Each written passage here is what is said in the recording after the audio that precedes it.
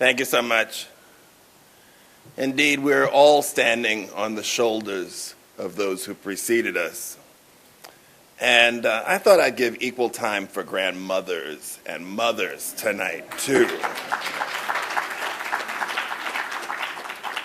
I began my day today talking with Mayor Bartlett about the park named for my grandfather. My father was always concerned of the city's upkeep of the B.C. Franklin Park. My grandfather was a riot survivor, thank you. And in 1968, a park was dedicated in his honor. And it's been an issue of recent discussion in the city because the current buildings built in the 70s are slated to be dismantled or demolished. And a new plan is in place for a different kind of recreation center. And so I'm going to go visit the site and talk with the mayor's staff tomorrow and see if I approve of these new plans. My grandparents were unable to move here together in 1921, in June of 1921 at the end of the school year, because my grandmother was still living in Rentersville with my father and his youngest sister, Ann Harriet. And she was a school teacher, as I said, and she could not move here until the end of the school year. My grandfather had moved here earlier in the year to make a place for them. And of course, as you know, May 31st, June 1st, the community in which they were planning to live in was destroyed. So it's not until 1925 that the families reunited. And indeed, it was not until several weeks after the riot, or massacre, or pogrom, as I hear it being called now, that indeed my grandmother and father and aunt learned that my grandfather had survived the riot. So my grandmother was what we refer to as a woman builder. She belonged to the National Council of Negro Women Organizations, and she was very active as a milliner, as a club woman in seeking the advancement of African American women in Tulsa. I feel very close to my grandparents and my father because one of the last places I was with my father was in this hotel. In 2008, he was here for the groundbreaking of the park that is now named for him. And Lee Johns conducted a marvelous interview with him. And StoryCorps was here outside of the hotel, and I conducted an interview, one of the last interviews with my father, right here outside of this building. And as I walked through downtown Tulsa yesterday, I imagined my father walking with his father to the courthouse, discussing the cases that my grandfather would be handling in the 20s until 1931 when my father went away to college. So we need to know our history. We need to know these layers of generation of history. And we have to teach our children about our past so they can better understand where we are. Now, I favor multi-generational learning so that we spend the time with children who are not even our own, sharing with them the experiences, our experiences, so that they have a basis to continue. I'm particularly pleased to see the legacy of my father maintained through this now, the third annual conference of the John Hope Franklin Center and Park for Reconciliation.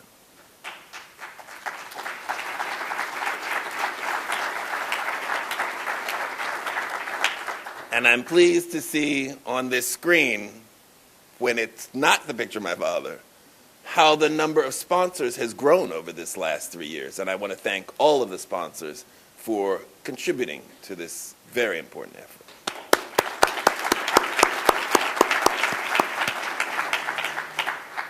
Now, as we've learned in the discussions last year, the year before, And today, reconciliation is not easy.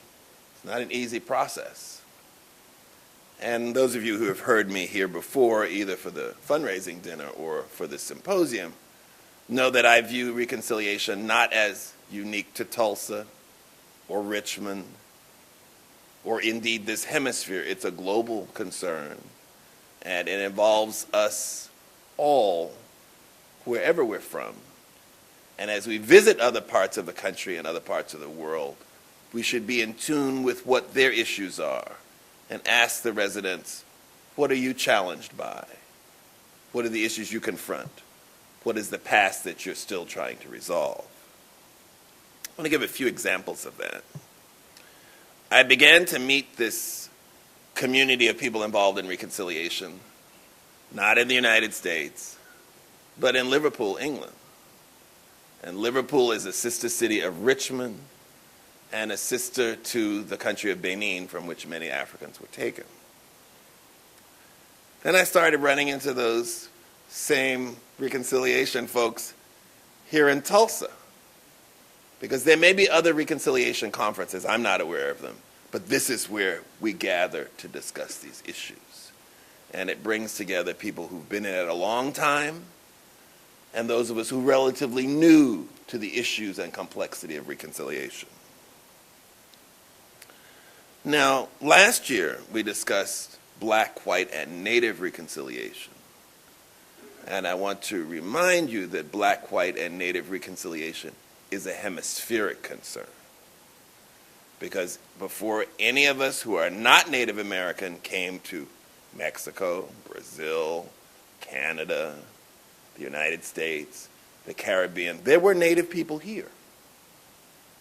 And then with the arrival of the Europeans and the mostly forced arrival of Africans, you have that dynamics of land and slavery and power and wealth everywhere.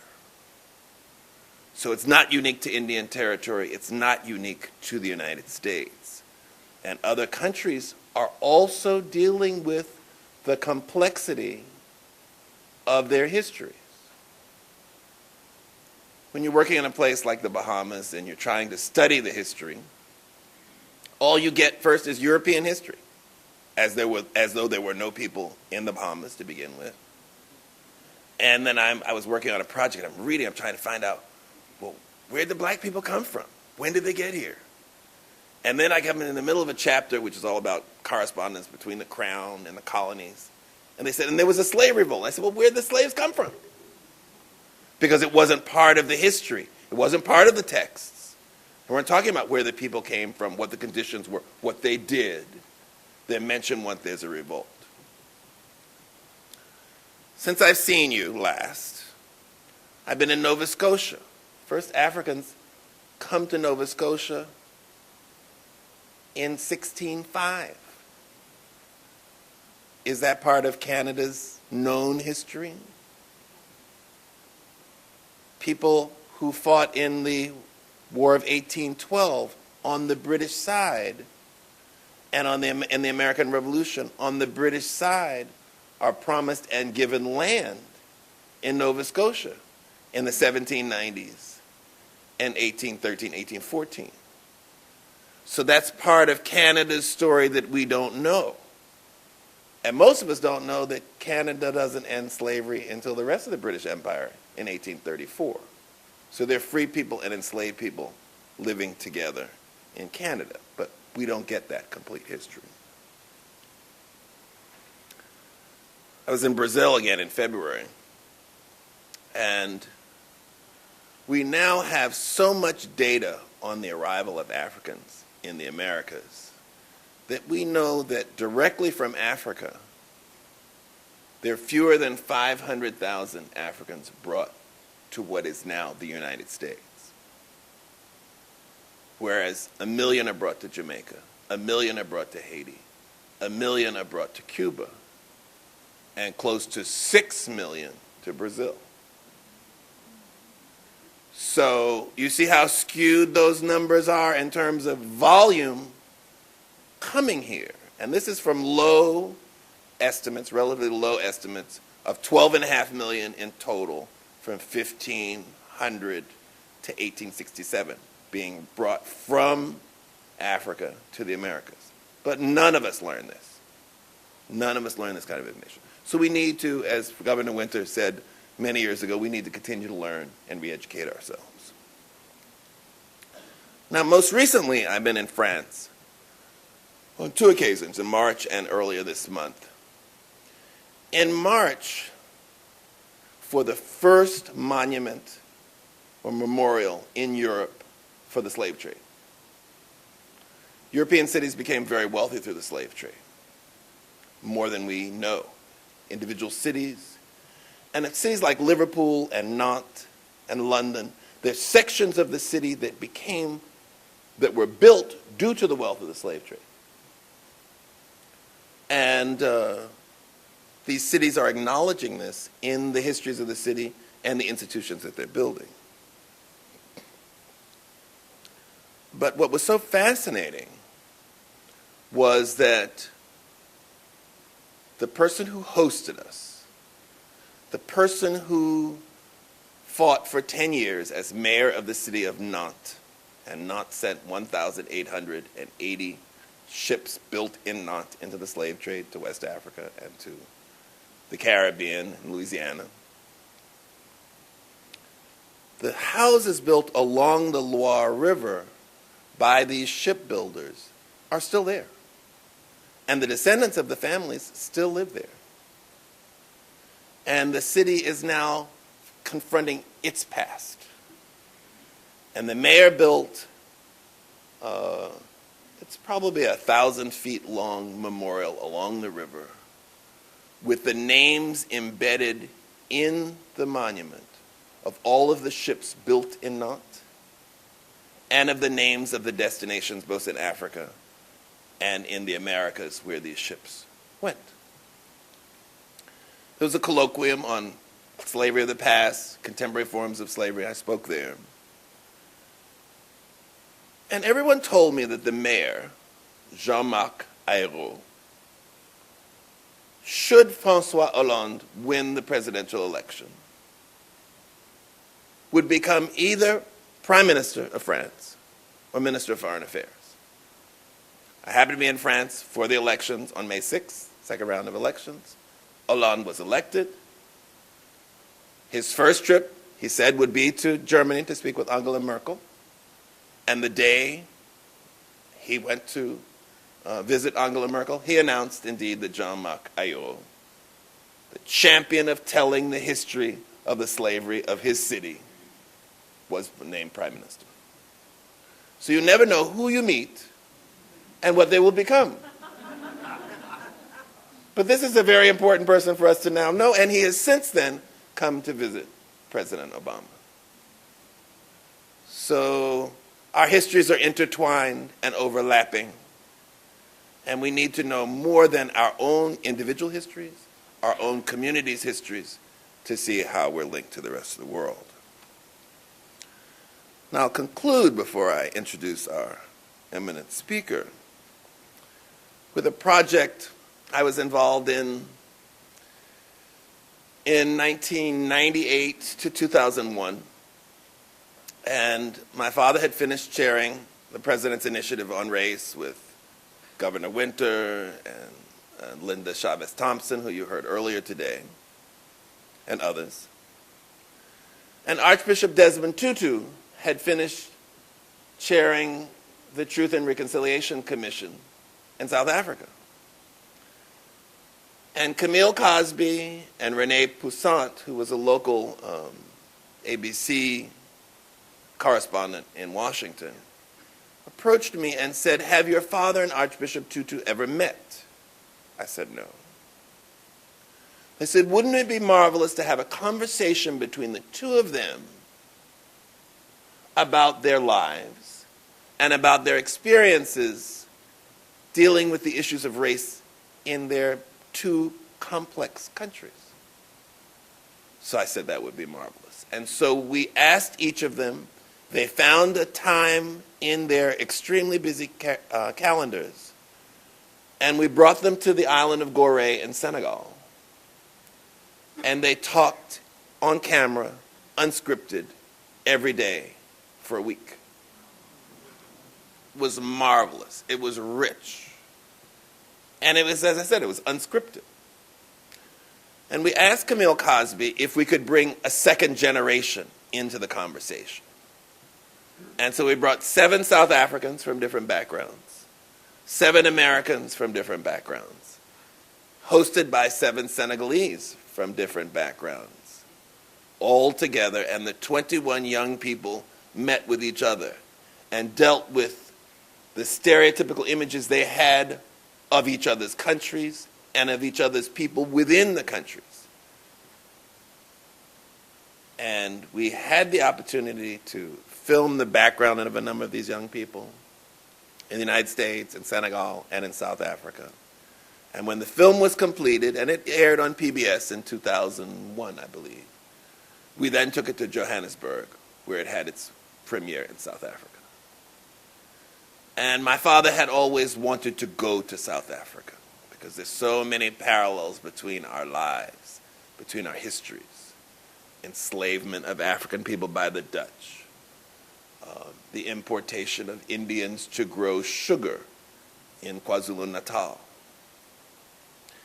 And following the premiere of the film on Human Rights Day, we went to Durban and we walked the streets of Durban and went to where your grandfather was born, to where he grew up and where he began his life as a leader.